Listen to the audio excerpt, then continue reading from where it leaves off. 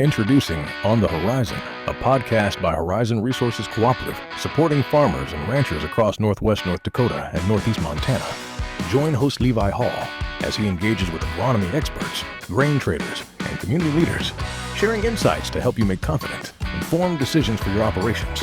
From market trends to practical advice, we bring you the conversations that matter. Horizon Resources, solutions for your success. Welcome back to another episode of On the Horizon. This week we have two directors from CHS. Two of the North Dakota representatives. There are three total North Dakota representatives that help represent one of the regions that Horizon Resources does business in. And we got to have them on and talk a little bit about the relationship between CHS and Horizon Resources and talk a little bit about how CHS operates. It is similar to a local cooperative, but there is a lot more complexity once you start talking a cooperative that does $45 billion a year in sales. So it was great to have John Erickson and Trent Sherven, both out of the Minot area over here. And we had a great conversation. Enjoy the show. At Horizon Resources, we're more than a business. We're a farmer-owned cooperative. Every decision, dollar, and service is built to benefit you. We power your operations with reliable energy and expert agronomy advice to help your crops grow. We deliver market expertise and flexible grain solutions so you get the best return. We support your livestock with premium nutrition. We offer everyday convenience and top-tier fuel in your community. As a Horizon Resources member, you're not just a customer, you're an owner. Welcome back to another episode of On the Horizon. This week, we have two of the CHS directors, two of the directors from North Dakota, Mr. John Erickson and Mr. Trent Sherven. Thank you guys so much for taking time on your busy schedules to come and visit with us today. Yep. Thanks for having us. Yeah, thanks for the invite. Looking forward to the conversation. Absolutely. So I've gotten to know you guys quite well through whether Trent, your campaign in this recent year, John, through your continued involvement in the cooperative system for many, many years. Many of our listeners may not know you. So, John, why don't you kick us off a little bit and let's touch a little bit on your background. Talk about your home operation a little bit and what you do on the CHS board and what even made you want to run for the CHS board. Okay. So I am a farmer rancher from the Minot, just south of Minot area, family farm, third generation farm. And, we have Hereford cattle, red Angus cattle, and my son is really into the genetics and loves the cattle piece of farming and ranching, I should say. And we're not a large producer. We farm about 4,000 acres and run about 250 head of cattle, cow-calf operation, and I love what we do. I mean, we're a family farm, and that's what we love. And getting on this board kind of challenges you about how much growth you can have. So we backed off that a little bit, and we're at a size farm that we're real comfortable with going forward. Absolutely. Yeah. That size operation is still plenty enough to stay busy for sure. And especially with your guys' travel schedule, because talk a little bit about that, John. How often are you on the road? Sure. Well, it depends on the year, when we've got really thorny issues with our members, we're out in the country quite a bit more, but I would say you could an average of 80 to 100 days a year that we're working with CHS. We're not in for monthly meetings like we used to. We're more, I think, 5-6 meetings a year, an annual meeting, and then meetings where we go for our personal development and interaction with peer organizations. So, but I think 80 days is a pretty accurate number. Sure. So Trent, tell us a little bit about your operation. Well, I farm southwest of John, probably about 20 miles. So southwest of mine at 35 miles near a town called Ryder.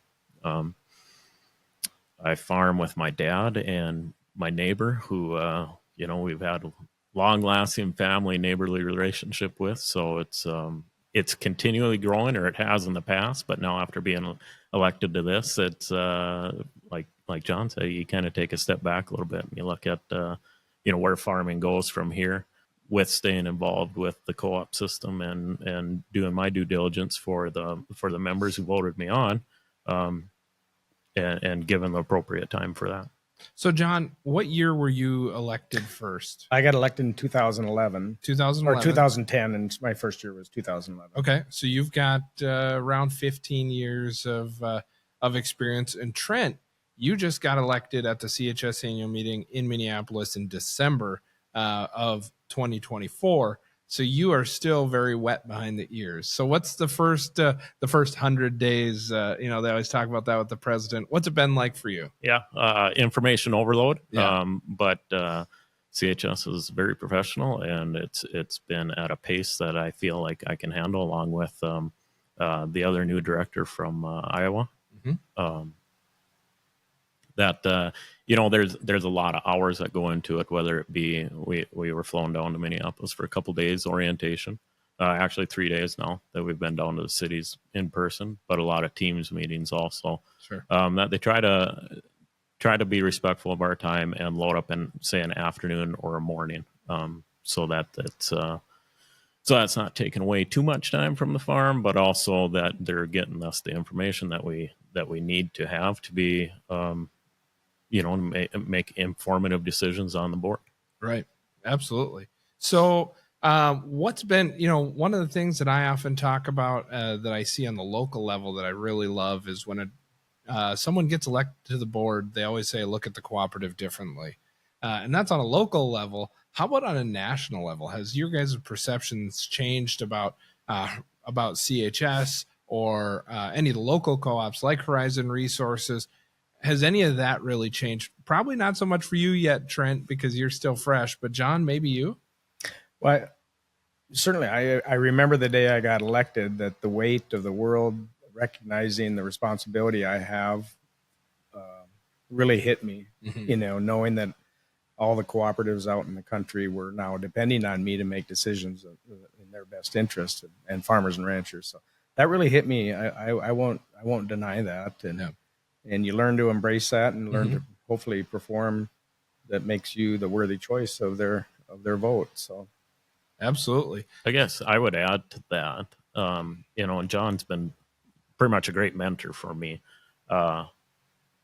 Going in, besides making decisions for your local membership, the ones that voted you on, for me, it's been the global perspective and how we can bring value back to our members locally, but yet be relevant so that we can continue to grow the co-op system for the value of all members. Absolutely. That's a great point.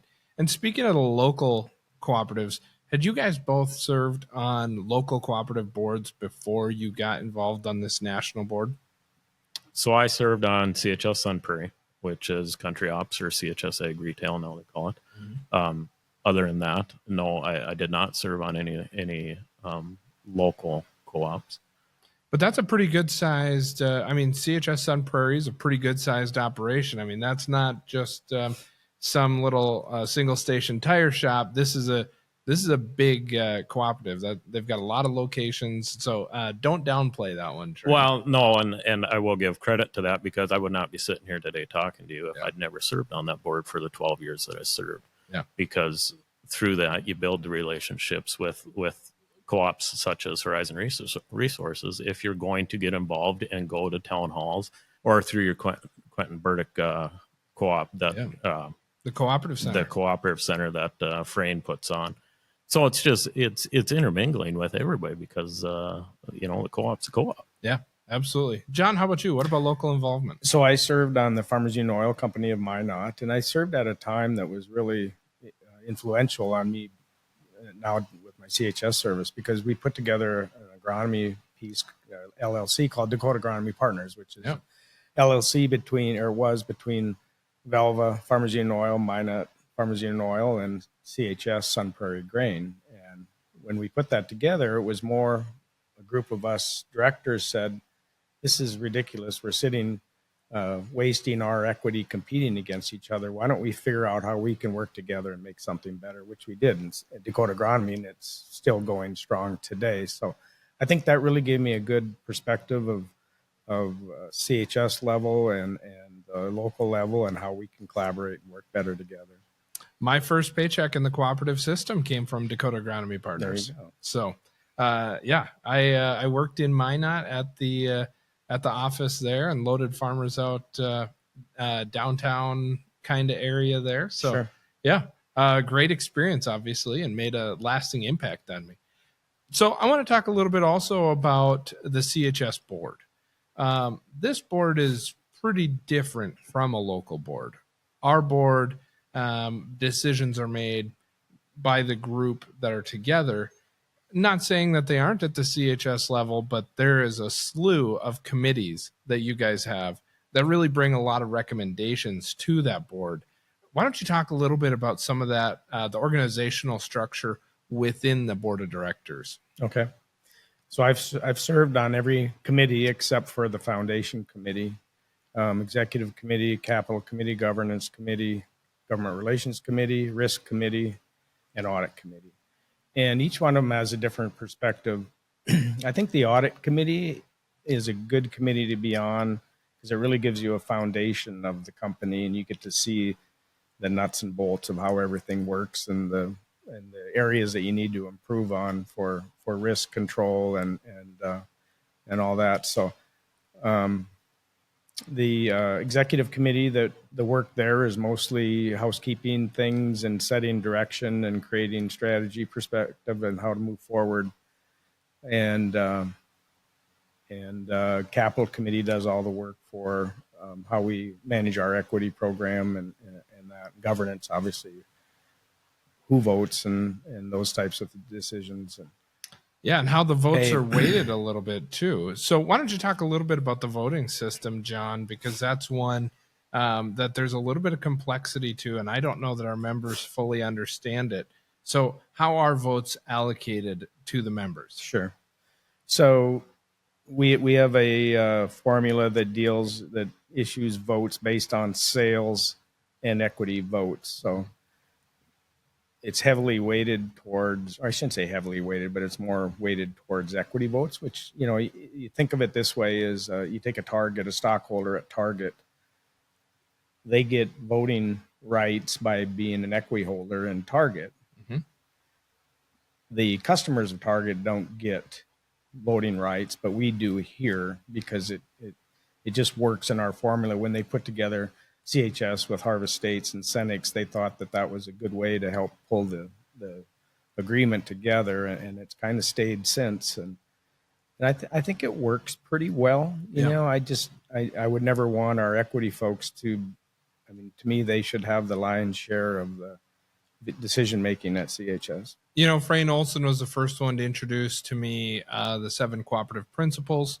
And one of those principles is that you agree to finance your cooperative. And right. When you do that, it's not like Jeff Wagner or myself or Jim Radke are calling our member owners and saying, hey, can we borrow $5,000 to go buy something? That's not how it is. It's in that retained portion of your patronage. So your retained equity that's held at the cooperative, that's what's used to finance it. To me, it makes the most sense that your members that are financing the cooperatives have a little bit more weight with their votes than the sales. If you're doing sales, but there's no profit for the company in it, then it really doesn't help the company nearly as much. So I think that's an important distinction. So I agree with you that equity should have the heavier hand in that formulation. Yeah. I think of it this way. So think of it, your cash patronage back to your members represents the current customer today. Your retirement of equity for seniors or estates represents those who contributed to the company. And the equity that's issued to current members is for the future. They're the ones that are investing in the company. And I think that's their duty. I think sometimes we get away from the responsibility that the owners need to be invested in the company for its growth in the long term for the next generation that comes behind. Yeah. The only thing I would add is when you have that equity in there, in part of the formula, it creates longevity for the strength of the co-op. Okay, if it was just based solely on sales, then any member could be in and out, shopping best price, just for an example. Absolutely. So that it's not you're really not putting as much skin in the game, I guess. Yeah, absolutely. You don't have that financing portion. If you're just dealing with a portion where the cooperative doesn't make any money, they're not going to allocate patronage back to you, and it becomes very much a low price business, and that's not necessarily what the cooperative model was founded on. No. So let's talk a little bit about the representation on the board. So North Dakota has 3 directors, and then Montana, Wyoming has 1 director.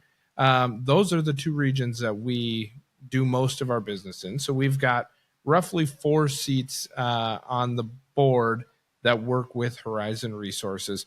Talk about the entirety of the board. How many total seats are there, and some of the other regions and kind of what they look like? Doesn't have to be exact. I know some of these regions cover about 38 states. Yeah. So, but yeah, just give us a little rough idea. Well, we have 17 directors representing the whole country, basically, but 3 in North Dakota, 3 in Minnesota, 2 Wisconsin, Illinois, Indiana, in that area, 2 from Iowa, 3 from Nebraska, Kansas, Texas, Oklahoma, going south, kind of the old farmland group.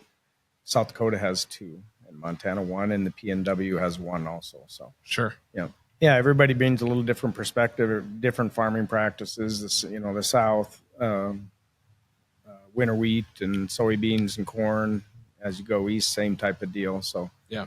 North Dakota, we're about 20% equity holder in CHS, which is great. That means we own a big portion of this company, and hence we got 3 directors to represent that. Yeah, which is roughly 20%. I haven't done the exact math. 3.25. Okay. Yeah. so yeah. But it's great to see. We have 3 very good directors that we are very lucky to have. A great one in Montana, Wyoming. But yeah, you talked about the differences and how each segment of the country does business a little differently. The first time I really drove through Kansas as an adult and was paying attention, I was like, there's no grain bins around here. Right. None of these farms have grain bins. So to think that this entire system, there's going to be a one button switch that's going to fix everything for everybody, that's not really how it works. So it's great to see that you guys have to take into consideration not only what works best for your members in Williston, North Dakota, but the members in down in Texas, just outside of Amarillo. Right. So that's the really neat part of the system. So Trent, you most recently did this process. When you ran for the board, what's that process look like? About 25,000 miles on my pickup.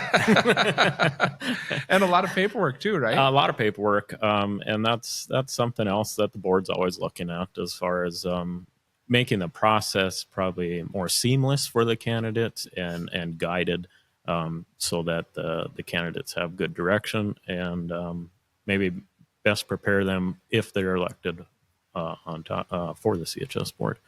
But to go back, when you do elect for candidacy, then you start making phone calls and making as many visits as you can with the local co-ops and the ag retail co-ops, because each one of them carry different votes based off the formula of equity.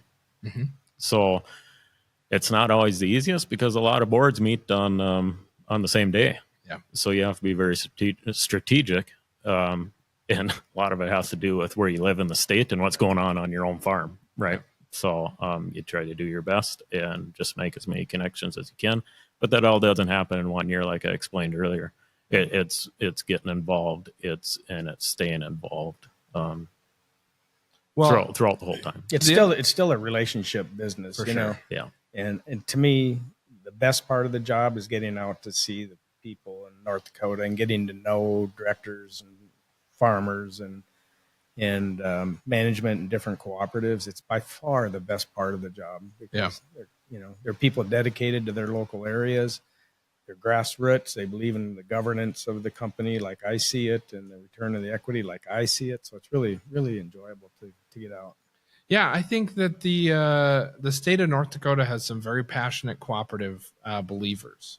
A lot of fire and passion for the system, which is really exciting. You see some other areas of the country where I think that passion may have waned or certainly don't have the reverence for it that you see in North Dakota. I've seen cooperatives in North Dakota that are still operating independently that do $5 million per year in sales. And in other portions of the world, that would have already been scooped up probably 2, 3, 4 different times in mergers or maybe closed down. But the North Dakota way typically believe very heavily in their local cooperative, and they support the heck out of it. Yeah. And they fight to keep it alive. My grandfather had a certificate from Williston Funeral Home Cooperative. Yeah. You know, hope I never have to collect on that, but I have it. So.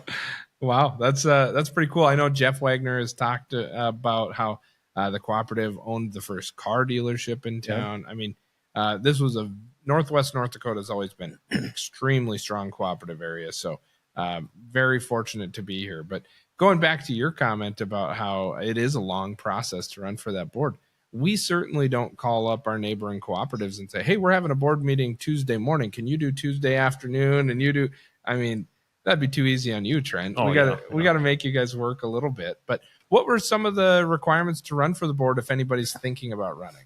Well, you have to be a producer, first of all, and you have to prove that. Mm-hmm. And there's multiple ways that you can prove that without going into the extreme details of it. Yep.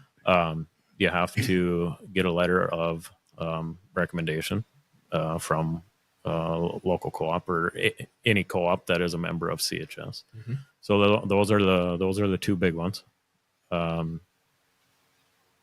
then after that, it's just getting the votes. After that, it's getting the votes, but then you get all this paperwork too of who has votes, Sure, and how many votes they have, mm-hmm. and a list of board members and a list of GMs and CEOs, which it's kind of overwhelming when that shows up. Yeah, and it's like, oh boy, okay, so you're either in or you're out. You know, right. If you're going to do this, you better go all out. Yeah, I just keep going back to the years before. Yeah. And the relationships that I've built. And I thought I was doing a pretty good job of that. And you walk into certain boardrooms and you don't know some people, and it's like, well, shoot, maybe I wasn't doing as good a job as I thought I should be doing to represent this region. Yeah. But I will go back to your comment though, actually too, is the strength of the co-op is the strength of the community also. Yeah, because the co-op historically has been the community. Yeah. And as far as doing business within the community, but also the co-op giving back to the community. So I mean, it's a give and take by both. Yeah. Well, my hometown, Berthold Farmers Union Elevator was always a huge, Berthold Farmers Union Oil.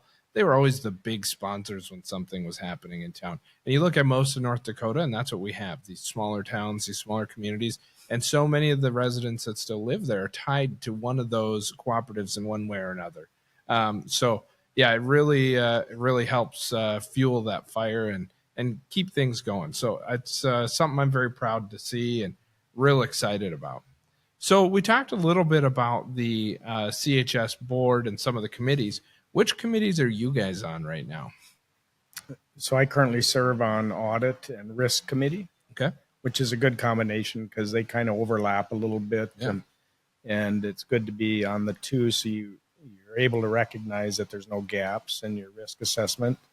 And so, I don't know, I'll probably be transitioning off of one of those in the next year or so. Sure. Just to move around a little bit. Yeah, absolutely. Trent, how about you? I'm on audit with John and foundation. So like John alluded to earlier, is the audit's a good one to be on. And I'm realizing that because you get a good broad perspective of the whole company. So like I told you earlier, it's information overload, but that's okay. Yeah. Because then you're learning all angles and all corners of CHS. Yeah. Foundation's a little different. I'm learning a lot about the foundation and just foundations in general, that they operate separately from CHS Inc. Yep. They're their own. And the great part about that though is, so there's a committee made up of board members of the foundation, but we get to approve grants that help go back to strengthening the co-op system or helping communities out as far as needs that they have. So if you're in a local community with a strong cooperative, how do you apply for one of those grants? I would say if a farmer or rancher sees a need for something in their community, to reach out to their local cooperatives, and they could help connect the dots, because anything from their rural fire departments, like we saw the issues up here with Ray, and there's many other issues, but whatever they affect their local communities, that there's good. Trent gets easy, gets to give money out, right? Yeah. So that's. Well, I've seen them support, I think it was down in Spearfish or somewhere. They helped with a rodeo arena revitalization. They've helped, with the local fires here this last year. So, yeah, there's a wide gamut. Anything that you can think of, as long as it's tied to the agricultural community, you've got a strong chance. So I would encourage you to check out the CHS Foundation for anything that needs some funding options. And for sure, any questions that you have, I mean, contact one of us board members, and we'll get you in contact with the right person, to apply. Absolutely. So how do the committees help guide the decisions of the cooperative? So audit, we're working with the auditors and internal audit, and really making sure the company stays between the lines, trying to minimize the risk within the organization. Same with risk committee. Mm-hmm. Actually, risk and audit used to be together, and co-ops the last, I'd say 7-8 years, have gone to where they have both committees, risk and audit, separating them out. I know you got to be really careful you don't create any gaps there, so you miss something. But capital committee deals with the decisions of how to return equity, trying to wade through all that. I think that's an area where we could do maybe a little better job of trying to anticipate what's around the corner. You don't always have all the information, but I think that's what makes a good director, being able to make a big decision with 80% or 60% of the information, and make it with 100% certainty to make a decision. So, perfect. And then the last thing I wanted to talk to you guys about a little bit was equity. So one of the other committees, John, that you mentioned was the governmental affairs. Right. And people get real touchy around politics, especially it feels like in the last 5-10 years. So what does that committee do, and how is that working on behalf of the member owners of Horizon Resources and the member owners of CHS? Right. So that's evolved a little bit over the years. Today where we're at, we have a PAC that anybody can contribute to, that helps us get in the door in DC, and we need that.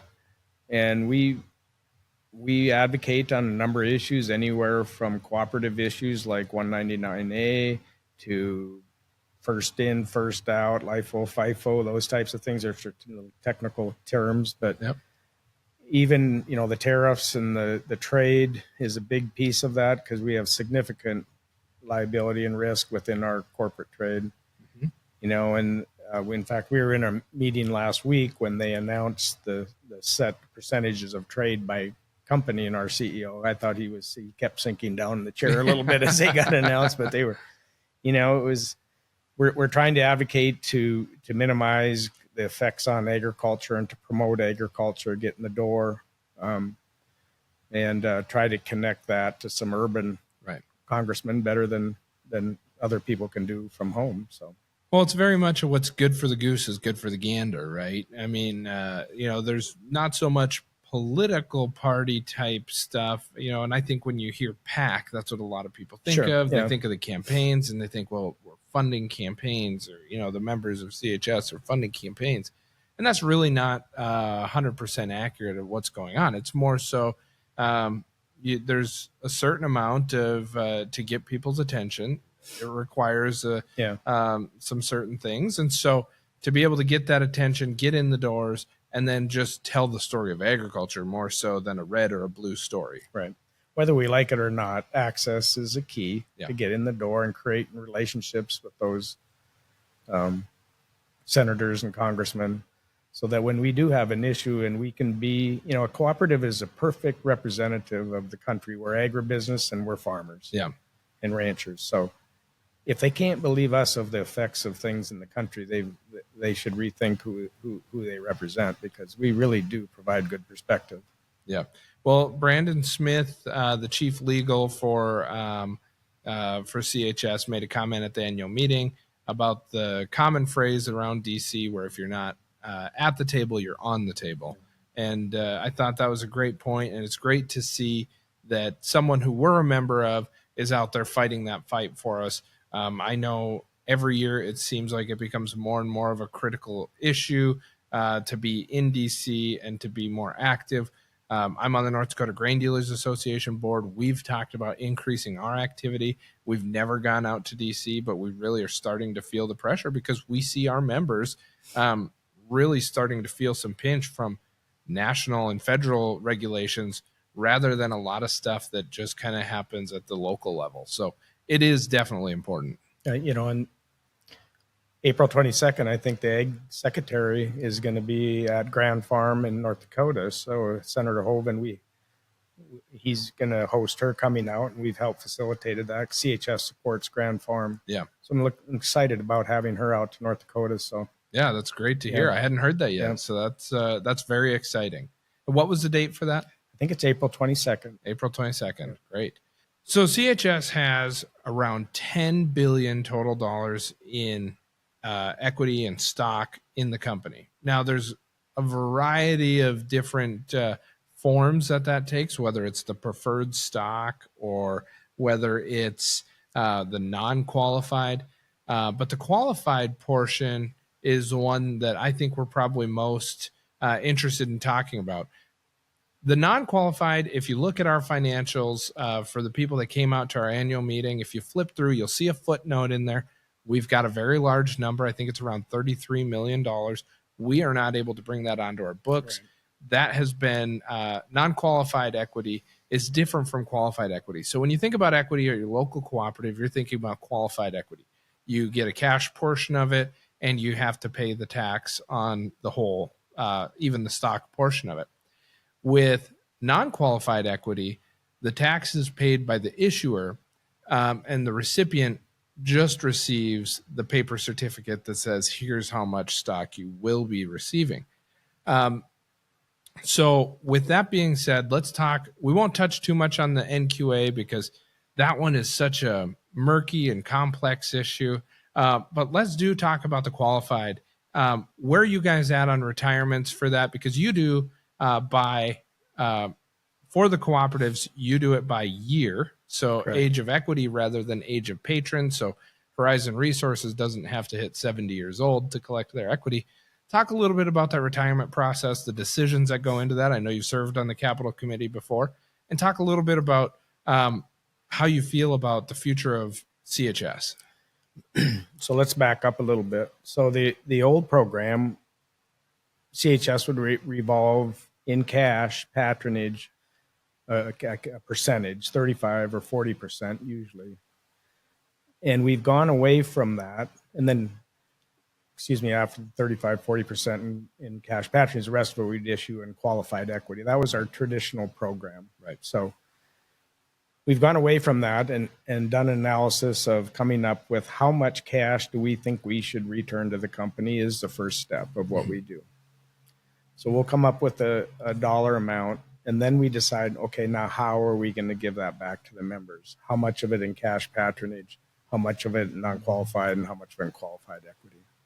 So it's a 2 or 3 step process, and we become more tax efficient of what's the most tax efficient way for CHS to get the equity back and cash back to the member.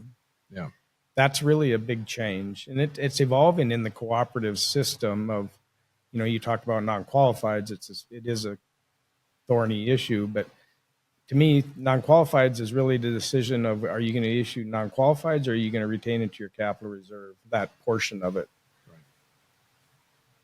The amount of qualified equity or qualified patronage, 20% of that has to go back in cash to the members, at least 20%. And that's federal law. That's federal law. Mm-hmm. So we take that into account. I mean, the goal is to get to try to grow the company, to run the company efficiently, but yet reward the customer, the owner, for the businesses they do with CHS. And I think any cooperative looks at it that way. So it's really, it's hard to describe, but that magnitude of a decision in 5 seconds, But that's something I think we could do a whole series on, is equity, the different types of equity, the retirement methods, and then the decisions that we see at a local level where we're dealing with tens of millions of dollars versus last year's earnings for CHS, $1.7 billion. Obviously, or 2 years ago, it's 1.7, 1.9 last year. Much, much bigger numbers. And so, there's a huge, how do you perfectly balance that? And I don't know that there's ever a perfect answer. You're always going to have someone that feels, whether it's the management team or the country, that's going to feel like, I wish we had just a little bit higher percentage of that cash. Well, you got to think, what's the effect on the entity, CHS? Yeah. What's the effect on the local cooperative? And what's the effect on your members? Yeah.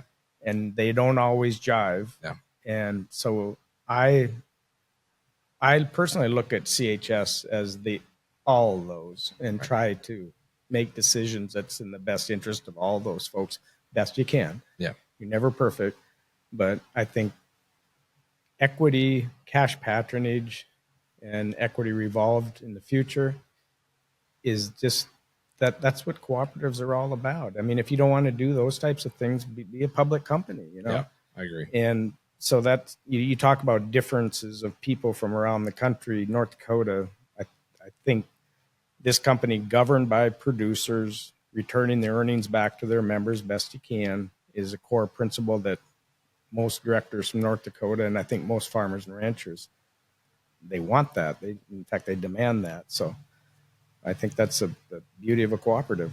Yeah, absolutely. What do you got? Don't forget, John, the government wants their piece of the pie. Yeah, too. So that's where something like DPAD comes into play. Right. So depending on if that gets renewed or not, that plays a significant role also, because we want to return the most that we can to its members, while providing a strong balance sheet to CHS.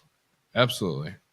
Well, thank you guys so much for coming on the podcast today. I hope that you guys had as much fun as I did, and look forward to having you guys on the podcast again sometime in the future. Can I tell you why I love cooperatives? Yeah, do, John.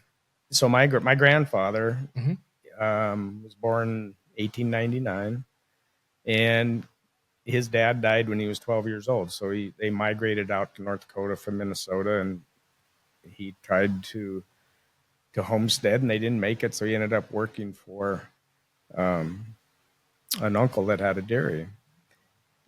Then he became a thresher and got involved in farming himself. And he had a true belief in cooperatives. For whatever reason, it was core in who he was. So he was part of starting many cooperatives. So, for example, they started a company called Erickson Miller Trucking, which is a trucking service with him and his brother, and which migrated into Farmers Union Federated, and now today is part of CHS Transportation. Really? And he later became a director at Central Exchange, which is what CHS is today. So that's where my intrigue, and I remember as a little guy laying on the couch taking a nap with him, and he'd have the magazines of the Laurel Refinery and that, and I was like, oh my God, this is I can't play here. I just want out of here. But it stuck with you, and that's where I got my start. And I there's no better thing to be involved in the cooperatives, because the people are just wonderful. Yeah, totally agree. Well, again, thank you guys so much for coming on. I look forward to having you guys back on in the future. Yeah, thanks for having us. Thank you for tuning in to On the Horizon. If our conversation today sparked your interest, make sure to subscribe to our podcast on your favorite platform. Stay connected by following @Horizon Resources Co-op on Facebook and Instagram, and explore the world of agriculture with us. We're excited to continue bringing you real conversations with Horizon Resources industry partners, member owners, and employees, discovering more about your local neighbors and community friends. Until next time, keep looking towards the horizon. Horizon Resources, solutions for your success. This podcast is for informational purposes only and is not to be used or considered as an offer or a solicitation to buy or sell commodities. Horizon Resources does not make any representation, warranty, or guarantee as to the completeness, accuracy, timeliness, or suitability of any information contained within any part of this podcast. Horizon Resources does not accept any liability for any loss or damage, including without limitation loss of profit, which may arise directly or indirectly from use or reliance on such information. Whilst the information provided has been obtained from sources believed to be reliable, Horizon Resources does not attest to its accuracy or completeness. Horizon Resources reserves the right to change any source without restriction or notice. The information herein is indicative only and is subject to change.